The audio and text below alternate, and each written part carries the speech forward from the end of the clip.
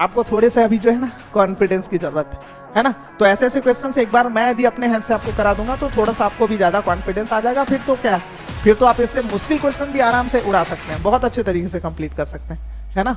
एक एग्जांपल जैसे मैं यहाँ पे लेता हूँ, एक्स एक्स स्क्वायर माइनस में 8x और प्लस में क्या 15 इक्वल्स में कितना 0। देखिए x x square minus 8x plus 15 equals में 0, ये क्वाड्रेटिक इक्वेशन अपना होती है। अब इस क्वाड्रेटिक हमारी लाइव क्लासेस भी अब होने वाली है, उसकी शेड्यूल भी आप लोगों से शेयर कर दी जाएगी। इसलिए मैं कहता हूँ कि आप जब तक कमेंट नहीं करेंगे तो हमें आपके प्रॉब्लम का पता नहीं चलेगा कि आपको कहाँ पे प्रॉब्लम हो रहा है, और सॉल्यूशन भी कहा जाता है ना। तो चलिए पहला एग्जाम्पल हम लोग यहाँ पे सबसे पहले करना शुरू करते हैं। बताइएगा मुझे, पहला जो अपने पास एग्जाम्पल है इसमें एक्स एक्स स्क्वायर से पहले कोई कॉफिशिएंट नहीं है, बिल्कुल नहीं है। तो अब हमें क्या करना है, 10 को दो ऐसे पार्ट्स में डिवाइड करना है, फ्रैक्शन कितने के बराबर आ जाए, 3 के बराबर आ जाए, है ना। क्योंकि 10 से पहले किस चीज का साइन लगा हुआ है, माइनस का साइन लगा हुआ है। तो अच्छे से थोड़ा सा ध्यान दीजिएगा, बहुत आसान है, कोई मुश्किल नहीं है, ठीक है। आप आराम से ऐसे क्वेश्चन का गर्दा छुड़ा सकते हैं, बहुत अच्छे तरीके से कर सकते हैं, इसमें कहीं से कोई doubt. Hello dear students, last class में हमने देखा था कि क्वाड्रेटिक इक्वेशन क्या होता है ना। क्वाड्रेटिक इक्वेशन को पहचानने के लिए सीखा था, और क्वाड्रेटिक इक्वेशन के स्टैंडर्ड फॉर्म को देखा था कि आखिर क्वाड्रेटिक इक्वेशन किस फॉर्म में होता है, ठीक है। और क्वाड्रेटिक इक्वेशन के ऊपर कुछ एनसीईआरटी के क्वेश्चंस थे, उसको देखा था। यदि आपने वो पहला लेक्चर हमारा नहीं देखा है तो प्लीज अभी तुरंत जाके देख लीजिए। हमारा लेक्चर एडोरल क्लासेस के इसी यूट्यूब चैनल पे अपलोडेड है, जो आपको अभी भी मिल जाएंगे। क्योंकि सबसे पहला जो है ना लेक्चर देखना आपके लिए काफी ज्यादा इंपॉर्टेंट है। पहला लेक्चर देखेंगे तो आपको बेसिक जो उसके कंसेप्ट है वो बहुत अच्छे से क्लियर हो जाएगा, उसके बाद फिर आपको आगे बहुत अच्छा समझ आएगा। देखिए, यदि आपको लगातार और बहुत अच्छे तरीके से मैथ्स और साइंस बहुत अच्छे कंसेप्ट के साथ कंप्लीट करना है तो आप लगातार हमारे एडोरल क्लासेस के यूट्यूब चैनल पे जो हमारे वीडियोस अपलोड होते हैं उसको देख सकते हैं। उससे अपने एग्जाम के लिए बहुत अच्छे तरीके से तैयार कर सकते हैं, ठीक है ना। मैथ और साइंस आपका बहुत अच्छा तैयारी यहाँ से होने वाला है, क्योंकि एनसीईआरटी के एक एक क्वेश्चंस हम लोग यहाँ पे कवर करने वाले हैं, ठीक है। और एक एक कंसेप्ट को हम लोग बहुत अच्छे तरीके से डिस्क्राइब और यहाँ पे डिस्कशन करने वाले हैं, ठीक है। तो इसलिए अपने दोस्तों के साथ भी इस वीडियो को जरूर शेयर कीजिएगा, और आप इस वीडियो को लास्ट तक जरूर देखिएगा, बीच में स्किप मत कीजिएगा, ठीक है ना। क्योंकि एक एक कंसेप्ट को समझने के लिए आपको एक एक चीज को देखना बहुत ज्यादा जरूरी होता है। तो चलिए आज की हम लोग लेक्चर 2 में यहाँ पे क्या करने वाले हैं, तो आज हम लोग करने वाले हैं कि आखिर क्वाड्रेटिक इक्वेशन को किस तरीके से सॉल्व किया जाता है। तो क्वाड्रेटिक इक्वेशन यदि आपको दिया जाता है तो सॉल्व करने के लिए बोला जाता है, उसके सॉल्यूशन को फाइंड करने के लिए बोला जाता है। तो उसका सॉल्यूशन आखिर किस तरीके से आप फाइंड करेंगे। देखिए, क्वाड्रेटिक इक्वेशन के सॉल्यूशन को फाइंड करने के लिए अपने पास टोटल 2 मेथड है। याद रखिएगा बहुत अच्छे तरीके से कि क्वाड्रेटिक इक्वेशन के सॉल्यूशन को फाइंड करने के लिए आपके पास जो है वो टोटल कितने मेथड है, 2 मेथड है। पहला जो है वो है जिसको हम लोग कहते हैं फैक्टराइजेशन मेथड। पहले मेथड को हम लोग क्या कहते हैं, फैक्टराइजेशन मेथड। और इसका जो दूसरा मेथड है जिसको हम लोग कहते हैं क्वाड्रेटिक फॉर्मूला।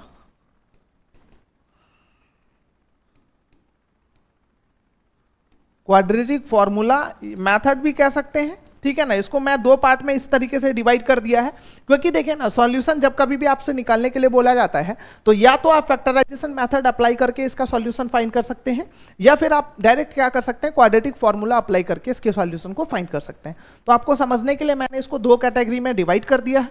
पहला ले लिया है फैक्टराइजेशन मेथड, ठीक है, जिसको मिड टर्म स्प्लिटिंग मेथड भी कहा जाता है, और दूसरा ले लिया मैंने क्वाड्रेटिक फॉर्मूला मेथड। तो देखते हैं, सबसे पहले अपने पास जो है हम लोग करेंगे फैक्टराइजेशन मेथड से क्वाड्रेटिक इक्वेशन को आखिर किस तरीके से सॉल्व किया जाता है, उसके सॉल्यूशन को किस तरीके से फाइंड किया जाता है। तो चलिए एक एग्जांपल से फटाक से समझते हैं कि फैक्टराइजेशन मेथड से आखिर क्वाड्रेटिक इक्वेशन को किस तरीके से सॉल्व किया जाता है। ध्यान दीजिएगा, एक एग्जांपल जैसे मैं यहाँ पे लेता हूँ, एक्स एक्स स्क्वायर माइनस में 8x और प्लस में क्या 15 इक्वल्स में कितना 0। देखिए x x square minus 8x plus 15 equals में 0, ये क्वाड्रेटिक इक्वेशन अपना हो गया है।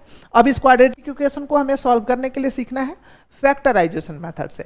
देखिए फैक्टराइजेशन मेथड से नाम से क्लियर है कि इसमें फैक्टर कहीं ना कहीं हमें फाइंड करना पड़ेगा, फैक्टर पहले निकालना पड़ेगा, तब जाके इसके सॉल्यूशन को हम लोग फाइंड करेंगे। तो अब बात आती है कि हमारा क्वाड्रेटिक इक्वेशन हमेशा इसी फॉर्मेट में होना चाहिए फैक्टराइजेशन मेथड से सॉल्व करने के लिए। यदि आपको थोड़ा सा इंटरचेंज करके देता है, जैसे क्या x x square plus 15 minus 8x equals में 0 लिख देता है, तो सबसे पहले आप क्या करेंगे, जैसे मैं यहां पे लिखता हूं मान लीजिए इसी इक्वेशन को एक्स एक्स स्क्वायर प्लस में 15 माइनस में 8x इक्वल्स में 0 लिख दिया, तो सबसे पहले आपको क्या करना है, इसको इसके स्टैंडर्ड फॉर्म में अरेंज कर लेना है। इसका स्टैंडर्ड फॉर्म क्या है, तो एक्स एक्स स्क्वायर माइनस में क्या 8x और प्लस में क्या 15 इक्वल्स में कितना 0। अब ये स्टैंडर्ड फॉर्म में आ चुका है। देखिए स्टैंडर्ड फॉर्म में आने के बाद इसका फर्स्ट टर्म जो है वो एक्स एक्स स्क्वायर वाला टर्म है, और मिड का जो टर्म है वो कितना है माइनस में 8x, और लास्ट में जो टर्म है जिसको कांस्टेंट टर्म कहा जाता है वो 15 है, जो कि हमेशा लास्ट में होता है।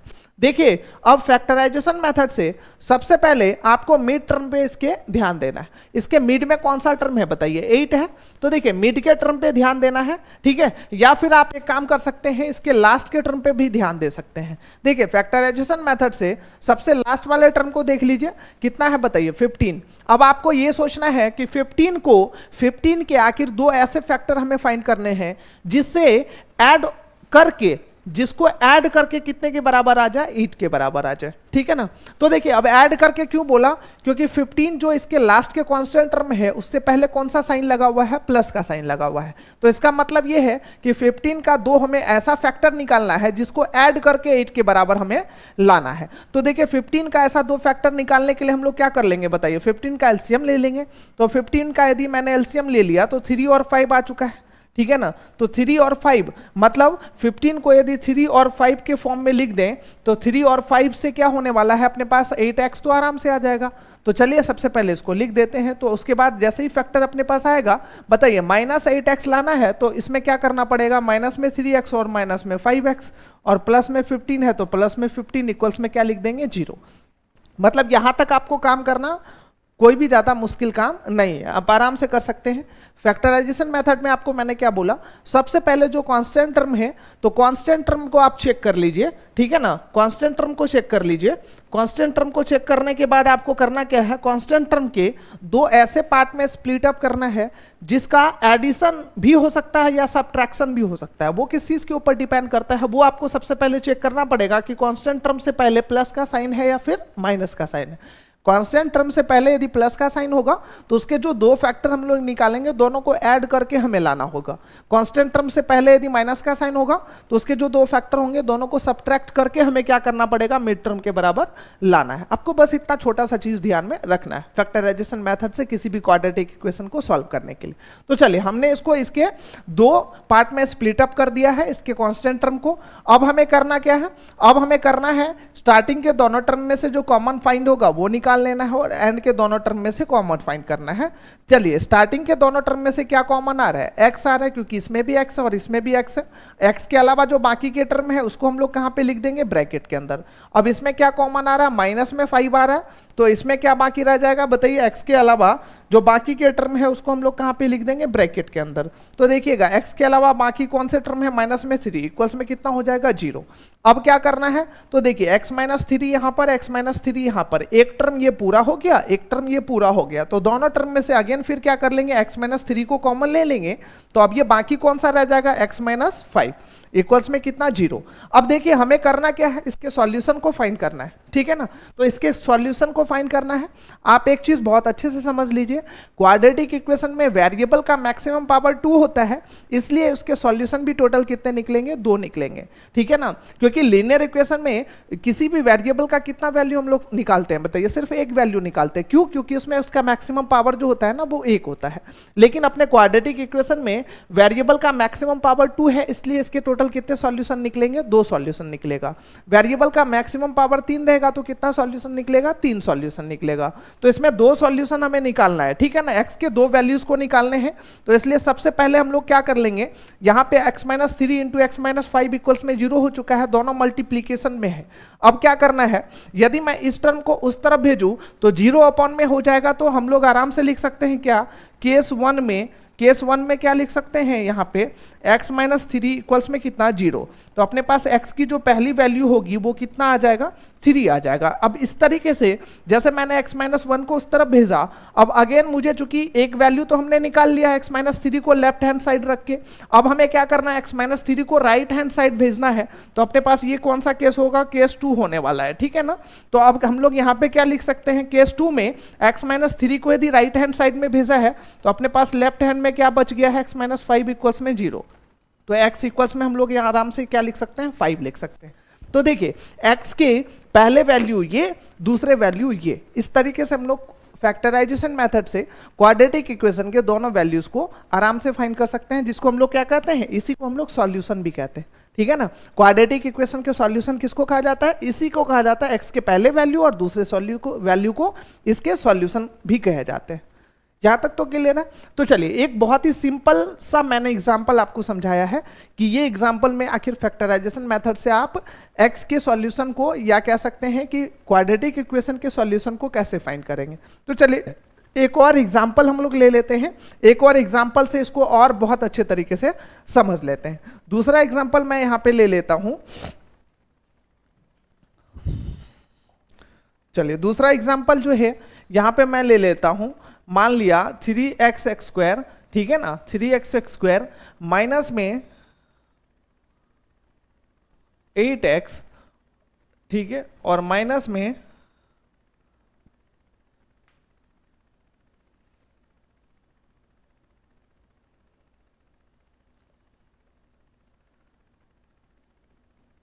11 इक्वल्स में कितना 0। 3x² minus 8x minus 11 equals में कितना 0, ठीक है। इस तरीके से मैंने ले लिया। चलिए अब ये क्वाड्रेटिक इक्वेशन ले लिया है मैंने एग्जांपल में। अब हमें करना क्या है, मैंने आपको क्या बोला था कि आपको सबसे पहले चेक करना है कि लास्ट में कांस्टेंट टर्म क्या है, कितना है 11 है। अब देखिए साथ में आपको एक चीज और चेक करना पड़ेगा, ये पहला जो अपने पास एग्जांपल था इसमें x² से पहले बोले तो क्या, जो x² वाले टर्म्स हैं उससे पहले कोई कोएफिशिएंट यहाँ पे नहीं था, नहीं था तो कितना था 1 था, ठीक है। तो इससे हमें क्या किया, इससे हमारे पास कोई फर्क नहीं पड़ा, डायरेक्ट हमने क्या कर लिया, कांस्टेंट का यहाँ पे फैक्टर निकाल के एडलेस करके मिड टर्म के बराबर लाया। लेकिन बात आती है कि जब यहाँ पे कोई और टर्म का मल्टीप्लिकेशन होगा या यहाँ पे कोई भी कोएफिशिएंट होगा तब क्या करेंगे। तो देखिएगा यहाँ पे सिर्फ एक काम आपका एक्स्ट्रा बढ़ने वाला है, कौन सा, कि x² के पीछे यदि कोई कोएफिशिएंट होगा तो सबसे पहले हम लोग क्या कर लेंगे, इसको इससे मल्टीप्लाई कर लेंगे। अब देखिए मल्टीप्लाई करेंगे तो कितना हो जाएगा, 11 × 3 कितना हो जाएगा, 33 हो गया है। अब आपको ये सोचना है कि आपके पास कांस्टेंट टर्म कितना है, 33 है।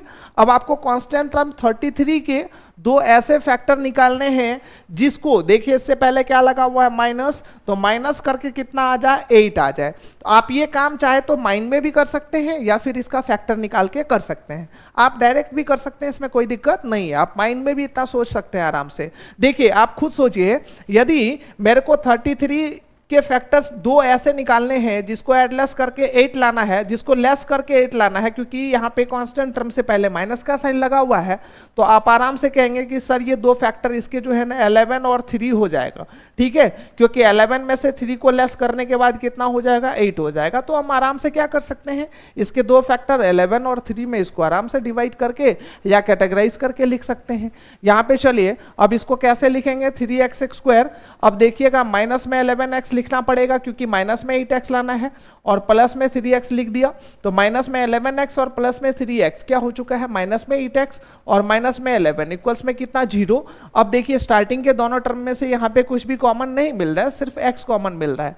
तो अब आप चाहे तो कॉमन लेने के लिए इसको इंटरचेंज भी कर सकते हैं, इसको इसकी जगह पे, इसको इसकी जगह पे भी लिख सकते हैं, ताकि क्या होगा 3x² और 3x में से कॉमन आ जाएगा, 11x और 11 में से कॉमन आ जाएगा।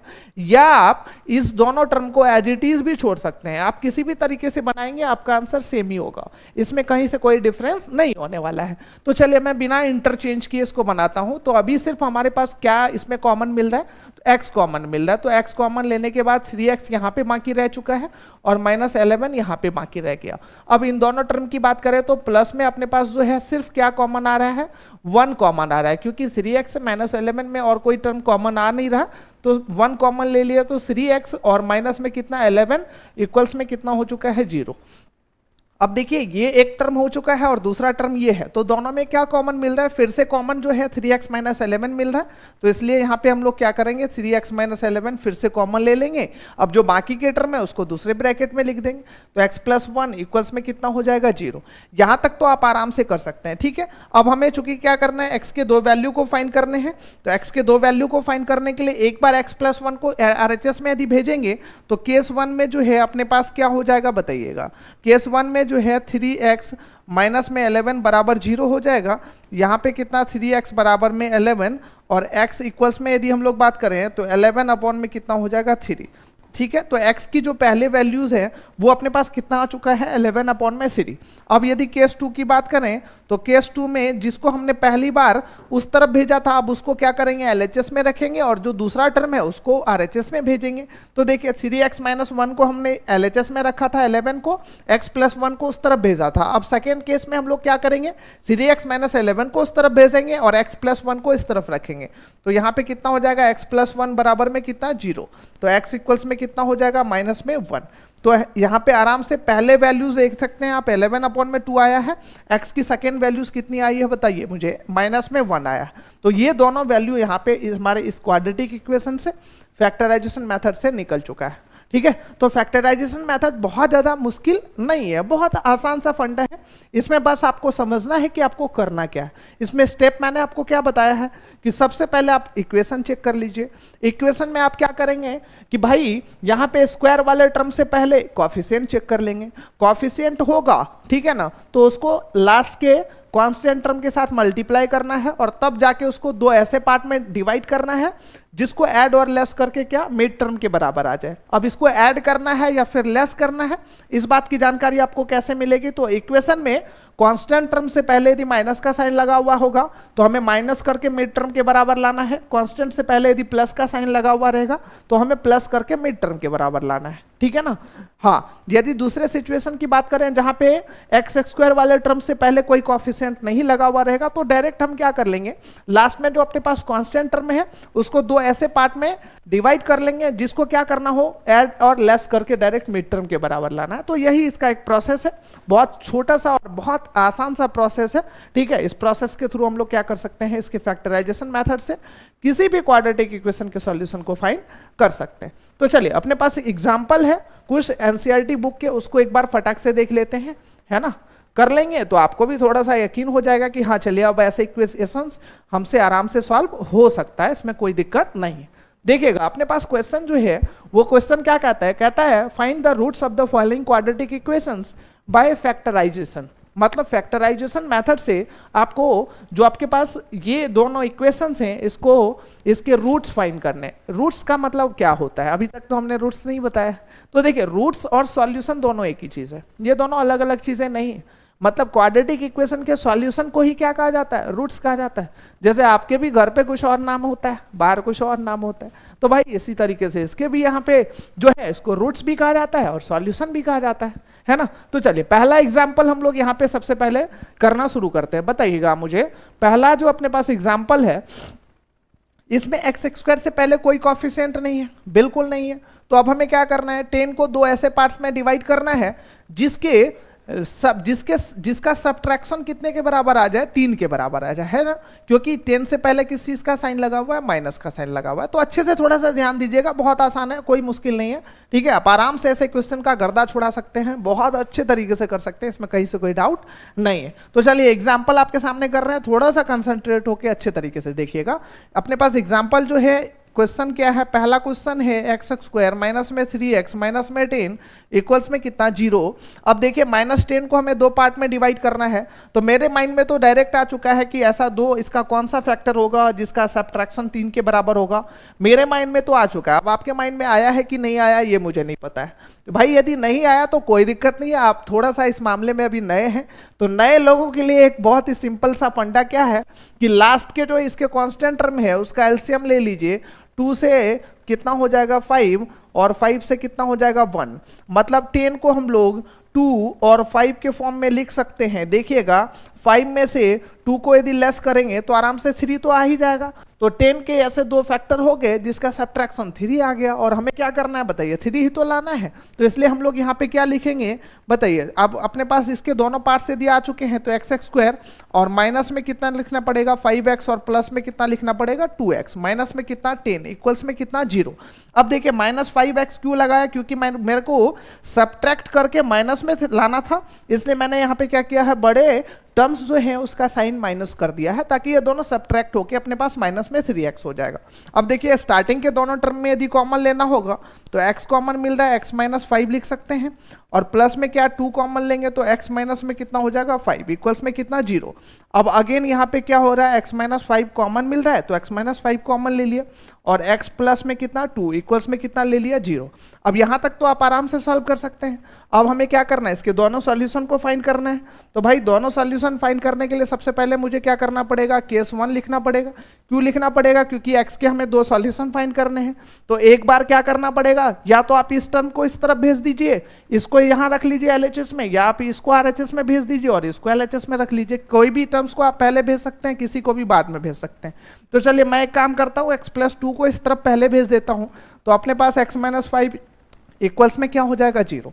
यहाँ से जो है x इक्वल्स में कितना निकल जाएगा 5 निकल जाएगा, ये आंसर हो जाएगा। और ये x का क्या हो चुका है, वैल्यू हो चुका है। इसी को हम लोग कहते हैं क्वाड्रेटिक इक्वेशन के रूट्स, ठीक है ना। तो बताइए क्वाड्रेटिक इक्वेशन के टोटल कितने रूट्स होते हैं, भाई 2 रूट्स होते हैं, क्योंकि उसके 2 सॉल्यूशन होते हैं और सॉल्यूशन को ही रूट्स कहा जाता है। तो टोटल कितने रूट्स होंगे बताइए, 2 रूट्स होंगे, ठीक है ना। तो पहला रूट्स तो हमने निकाल लिया है। देखिए केस 1 में हमने क्या किया था, x प्लस 2 को RHS में भेजा था, x माइनस 1 को LHS में रखा था। अब हम लोग क्या करेंगे, x माइनस 5 को RHS में भेजेंगे, x प्लस 2 को LHS में रखेंगे, है ना। तो चलिए सेकेंड रूट जो है अपने पास कितना निकलेगा, तो अब हम लोग यहाँ पे लिख लेंगे केस 2, और केस 2 में देखिएगा अपने पास जो है x प्लस 2 इक्वल्स में कितना हो जाएगा 0। तो x की वैल्यू जो है वो कितनी आ जाएगी बताइए मुझे, माइनस में 2।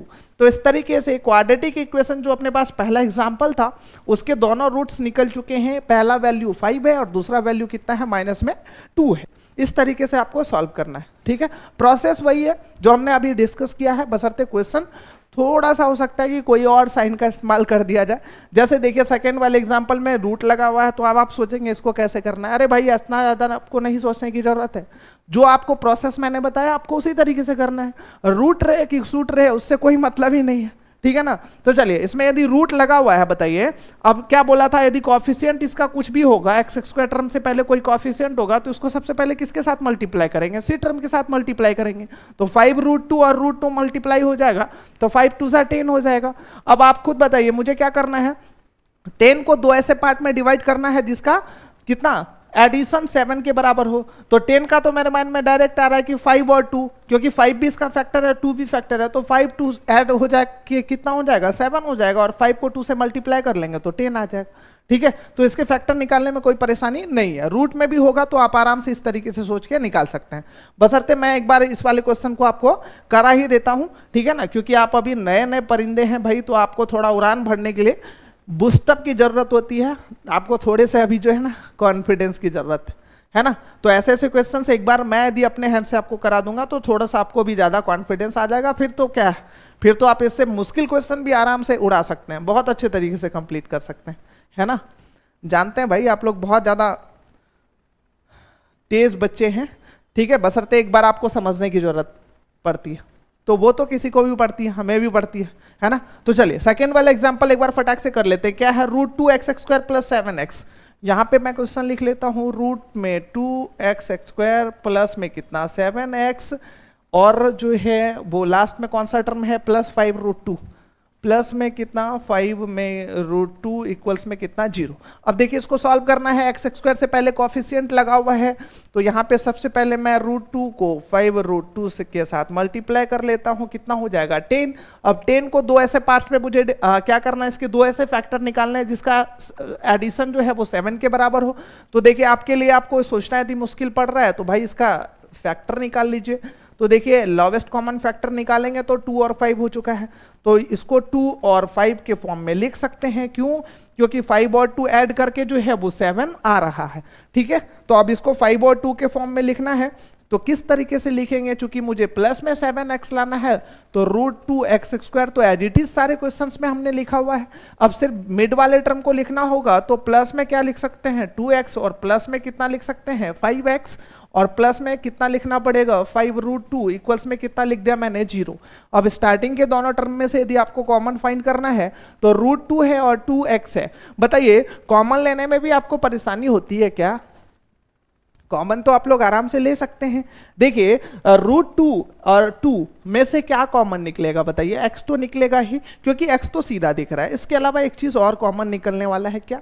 √2 भी कॉमन निकलने वाला है, क्योंकि 2 के अंदर कम से कम कितने √2 होते हैं? 2 √2 होते हैं। अब जब दोनों में √2 सेम सेम है तो बताइए मैं आराम से कॉमन ले सकता हूं, है ना? तो इसलिए यहाँ पे √2 भी हम लोग कॉमन ले सकते हैं। √2 x कॉमन ले लिया तो ब्रैकेट में कितना x प्लस में, अब यहाँ पे एक √2 बाकी रह गया तो √2।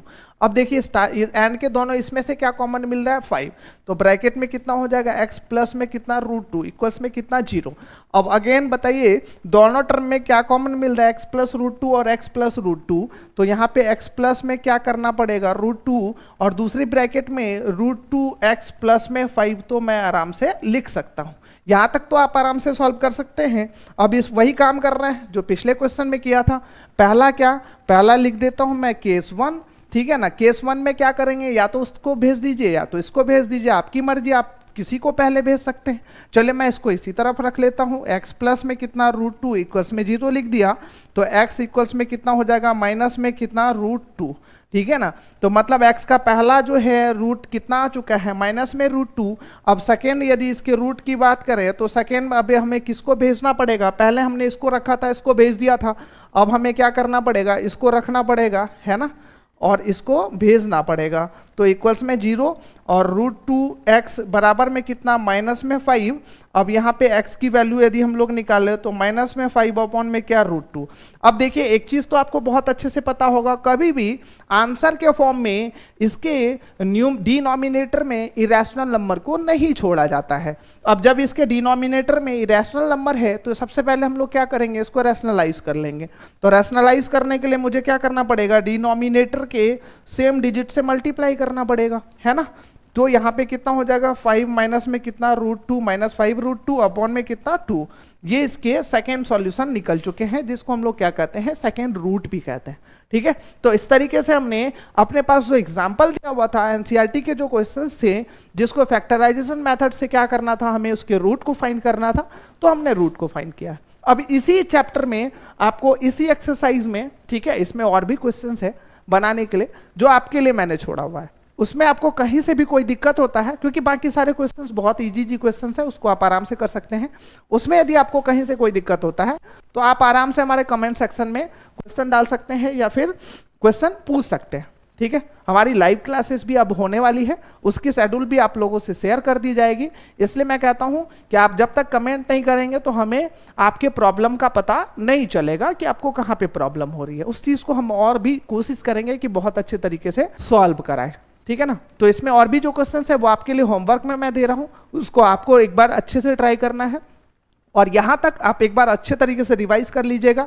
देखिए यदि वीडियो अच्छा लगा, कॉन्सेप्ट आपको अच्छे तरीके से समझ आया तो प्लीज अपने दोस्तों के साथ भी शेयर करके उसको जरूर बताइए कि अभी हमारा नया क्लास शुरू ही हुआ है। क्योंकि अभी हमारा क्या है कि एक छोटे छोटे चल रहे हैं क्लासेस, ठीक है? जब आपके साथ और भी आपके बहुत सारे दोस्त जुड़ जाएंगे तो रेगुलर लाइव क्लासेस हम लोग करना शुरू कर देंगे, ठीक है? और उस लाइव क्लासेस से आपकी बहुत ज्यादा हेल्प होनी शुरू हो जाएगी। आप बहुत क्विक में जो है ना बहुत अच्छा रिवीजन भी कर सकते हैं, क्योंकि हम लोग सिलेबस को बहुत अर्ली स्टेज पे कंप्लीट कराएंगे, जिसके बाद आपको रिवाइज करने के लिए बहुत अच्छा खासा टाइम मिल जाएगा, ठीक है? इस जिससे आपका होगा कि एक एक कॉन्सेप्ट बहुत अच्छे तरीके से रिवाइज भी हो जाएगा और एग्जाम में आपको बहुत अच्छा कॉन्फिडेंस भी हो जाएगा, ठीक है? तो इसलिए क्या करना है, लगातार हमारे एडुअल क्लासेस के यूट्यूब चैनल के साथ जुड़े रहना है। और आपने यदि अभी तक सब्सक्राइब नहीं किया है तो चैनल को प्लीज सब्सक्राइब जरूर कर लीजिएगा और अपने दोस्तों को भी शेयर करके ऐसी जानकारी बता दीजिएगा कि इस तरीके की इंपॉर्टेंट क्लासेस जो है वो रेगुलर चल रही है, ठीक है? चलिए मिलते हैं हम लोग फिर नेक्स्ट क्लास में, तब तक के लिए आप सभी का बहुत बहुत धन्यवाद।